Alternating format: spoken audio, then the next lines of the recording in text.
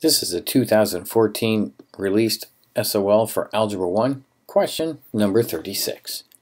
Look at the data in the table. Which equation most closely represents the line of best fit for this data? So what I want you to do is go ahead and take out your graphing calculator. And what we're going to do is we're going to enter these two lists, the X list and the Y list, into our graphing calculator. Now to do that, what we're going to do is I'm going to make this a little bit bigger just so you can kind of see on the screen here. We're going to hit the Stat button. And then of everything in the menu, we're going to choose that very first thing, Edit. And we're going to enter the X column into L1 and the Y column into L2. Now if you have stuff in there, what you can do, there's two things you can do to delete the list. One is you can delete individual terms by just hitting the Delete button. The other thing that you can do is arrow to the top, like I'm doing here for L3, and hit the Clear button. Do not hit the Delete button. When you hit Clear, then select Enter, and that entire list will be cleared out.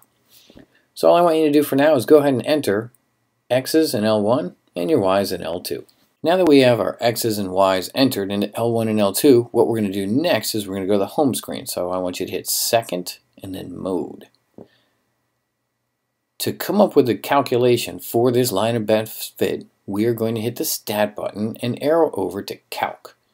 And if you look down at number 4 is a lin-reg, or a linear regression, in the form ax plus b. That's the one that we want. So we're going to go ahead and hit Enter. From here, we can see our X list is going to be pulled from L1, and our Y list is going to be pulled from L2, which is what we want. Now the frequency list, we're not going to worry about that, or storing the regression equation. We're not going to worry about that for this type of problem. We're just going to go ahead and calculate this bad boy and see what we get. Boom. Now notice our form here, y equals ax plus b. We've got a equals 1.77 and b equals 0.13. Now you may or may not have the r squared and the r values showing. Don't worry about those right now for this type of problem if you don't. What I want you to do though is notice y equals ax plus b. The a value is your slope. So a, 1.77, if we look here at our answer choices, the only one that has that is choice A. Our b value, which would be the y-intercept of 0.13, that's also indicated here in question choice A. So the correct answer, the one that we would select, would be A as the equation that most closely represents the line of best fit for this data.